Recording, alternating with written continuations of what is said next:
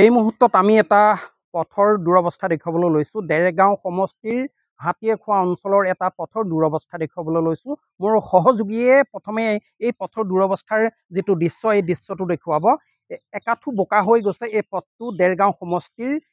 এই উন্নয়নৰ প্ৰকৃত ছবি আৰু যি চৰকাৰে উন্নয়নৰ যি ঢাক ঢোল বজাইছে তাৰ বিপৰীত ছবি কিন্তু স্পষ্ট হৈ পৰিছে। এই ৰাস্তাত একাঠু বোকা হৈ গৈছে। ইয়াত কোনো ধৰণৰ ছাত্ৰ ছাত্ৰী বা ব্যৱসায়ী কৰ্মচাৰী কোনো ধৰণৰ এই পথেদি অহা যোৱা কৰিব নোৱাৰে। এক যন্ত্ৰণাময় পৰিৱেশত বাস কৰিছে প্ৰায় ৭০-৮০ ঘৰ লোকেৰে বসতি এইখন গাঁও, হাতীয়েখোৱা অঞ্চলৰ এইখন গাঁও। এই গাঁওখনত কিন্তু এনে উন্নয়নৰ ছবি দেখিবলৈ পোৱা গৈছে। এয়াই হ'ল প্ৰকৃত উন্নয়ন। আৰু উন্নয়ন ND24 দৰ্শকসকলক আমি পথৰ যি উন্নয়নৰ যি দৃশ্য, সেই দৃশ্যসমূহ আমি দেখুৱাই আছোঁ। ডেৰগাঁও সমষ্টিৰ এজন বিধায়ক আছে। এজন বিধায়ক থকাৰ পিছতো কিন্তু এই সমষ্টিৰ দুৰৱস্থা এনেকৈ দেখিবলৈ পোৱা গৈছে। পথত একাঠু বোকা হৈ গৈছে। ৰাইজে তিক্ততা পাইছে। ছাত্ৰ ছাত্ৰীসকল এই পথেদি অহা যোৱা কৰে, কৃষকসকল যায়, ব্যৱসায়ীসকল যায়, অন্যান্য যিসকল ব্যক্তি, এইটোৱে হ'ল একমাত্ৰ পথ। কিন্তু বৰ্তমান পথত একাঠু বোকা হৈছে। উন্নয়নৰ ঢাক ঢোল বজোৱা চৰকাৰখনে কিন্তু আজি এনে দুৰৱস্থাত কিন্তু ৰাইজক জীয়াতু ভগোৱা দেখিবলৈ পোৱা গৈছে। মোৰ সহযোগে পৰিৱেশটো দেখুৱাই আছে। ৰাইজ কিন্তু ক্ষুব্ধ হৈ পৰিছে। ৰাইজৰ পৰা কিছু কথা জানিম। বাইদেউ, বিশেষকৈ এটা কথা ক'ব লাগিব, আপোনালোকৰ ইয়াত প্ৰায় ৮০ ঘৰমান লোকে ইয়াত বসতি কৰে এই অঞ্চলটোত। পথৰ কিন্তু দুৰৱস্থা এনেকুৱা দেখিবলৈ পোৱা গৈছে। কি ক'ব এই মুহূৰ্তত? এই যে আমাৰ ৰাস্তাটো এনেকৈ কওঁ আমি যে ৰাস্তাটো আমাৰ যেতিয়া ভোট ল'বলৈ আহে, আমাৰ বনাই দিম বুলি চবেই কয় যে আমি বনাম। তাৰপিছত দেখো এনেকৈ যায়, কেইবছৰ হৈ গ'ল আজি এনেকৈ গৈয়ে আছে, বোকা হিচাপে বোকাকে গৈ আছে। এতিয়াতো অহা যোৱা কৰি আছে, আহিবও নোৱাৰে। ল'ৰা ছোৱালী কেতিয়াবা পঢ়ে, ইউনিফৰ্ম আছে, ইউনিফৰ্ম এযোৰ আকৌ স্কুলৰ পৰা ভিতৰৰ পৰা উলিয়াই দিবলগীয়া হয়। তাত হেৰি বাইদেউ বোলে কি হ'ল, বোলে পৰিলোঁ। পঢ়া পৰাটো ৰাখিব লাগিব। আকৌ পুৰণা চৰণা কাৰোবাৰ আছে নেকি, কাৰোবাৰ ঘৰৰ পৰা বিচাৰি হ'লেও আনি দিবলগীয়া হয়।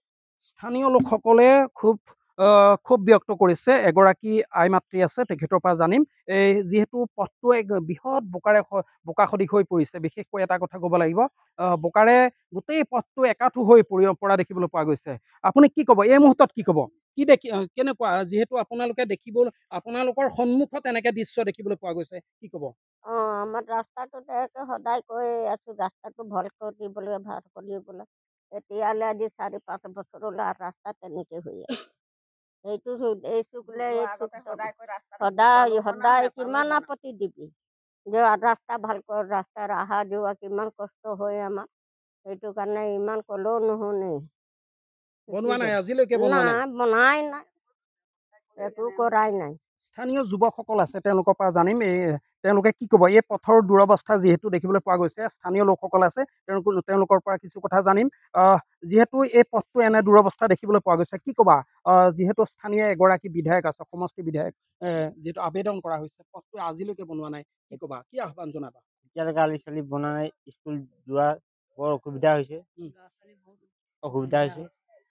কোৱা হৈছে নাই? বিধায়কক কোৱা হৈছে নাই? কোৱা হৈছে, এতিয়ালৈকে কাম কৰা নাই কৰা। হয়, এনেকৈ দেখিবলৈ পোৱা গৈছে ডেৰগাঁও সমষ্টিৰ হাতীয়েখোৱা অঞ্চলৰ এনে দুৰৱস্থা দেখিবলৈ পোৱা গৈছে। উন্নয়নৰ প্ৰকৃত ছবি বুলি ক'ব লাগিব। যিহেতু স্থানীয় এইসকল সাধাৰণ জনতা, খাটি খোৱা জনতা, কৃষি কৰ্ম কৰি তেওঁলোকে বাগানত কাম কৰি তেওঁলোকে পৰিয়াল পোহপাল দিয়ে। তেওঁলোকৰ যি যাতায়াতৰ দুৰ্ভোগ, খোৱা পানীৰ দুৰ্ভোগ, বিশেষকৈ এখন বিদ্যালয় আছে, চাহ জনজাতি অঞ্চলৰ লোকসকল ইয়াতে বসতি কৰে আৰু এই বিদ্যালয়লৈ ছাত্ৰ ছাত্ৰীসকল আহে। কিন্তু তেওঁলোকে বিধায়ক বা ঊৰ্ধ্বতন কৰ্তৃপক্ষক বাৰম্বাৰ এই পথটো নিৰ্মাণৰ বাবে আহ্বান জনাইছিল, কিন্তু তৎসত্ত্বেও আজিও কিন্তু এই পথটো নিৰ্মাণ হোৱা নাই। পুনৰবাৰ তেওঁলোকে আহ্বান জনাইছে যাতে চৰকাৰে সুদৃষ্টি প্ৰদান কৰিব লাগে। ছাত্ৰ ছাত্ৰীসকল বা কৃষকসকল, ব্যৱসায়ীসকলৰ যি অহা যোৱা যাতায়াতৰ ব্যৱস্থা সুগম কৰাৰ ক্ষেত্ৰত এক ব্যৱস্থা গ্ৰহণ কৰিবৰ বাবে আহ্বান জনাইছে।